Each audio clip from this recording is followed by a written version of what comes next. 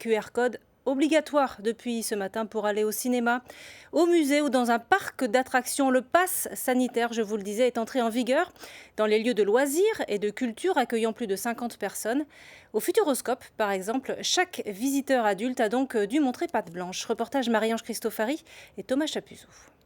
Mesdames et messieurs, bonjour. Je vais vous demander de préparer vos passes sanitaires ainsi que vos cartes d'identité. Nouveau genre de contrôle avant celui des sacs pour Vigipirate. Chacun dégaine son téléphone. Ok, je vous remets un petit bracelet rouge. Et pour la petite, Elle a quel âge? 13.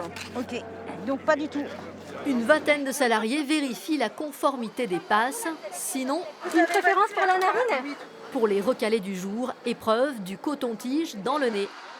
Il fallait qu'on propose un service de dépannage et on a trouvé ce prestataire qui était capable de se mettre en place très très vite. C'est le même prestataire qu'on peut retrouver au parc Disneyland Paris et au parc Astérix, puisqu'il a fallu monter ça en moins de 8 jours en fait. Et donc on a validé avec ce prestataire vendredi pour une mise en place ce matin, mercredi. C'était très court en délai. Tellement court que le terminal de paiement n'est lui arrivé qu'à la mi-journée. Les visiteurs doivent avancer 20 € par test. Je pense que c'est assez rapide. Ça peut être un bon système. Il faudrait que ce soit gratuit par contre. Une partie du coût est remboursable par la sécurité sociale, une autre prise en charge par le parc. Au bout de 16 mois de crise Covid, le Futuroscope n'en est pas à sa première facture imprévue. On compte plus trop.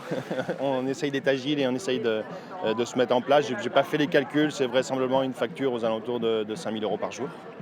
Mais je dirais qu'à l'échelle de nos recettes, c'est relativement faible. Ce n'est pas vraiment ça le sujet. Ce qui est embêtant, c'est d'avoir des scènes qui finalement ne reflètent pas vraiment des parcs de loisirs. Avant cette journée couperet, le parc avait enregistré un regain de fréquentation de plus de 20% et s'attend à une décrue équivalente des entrées avec ces nouvelles contraintes.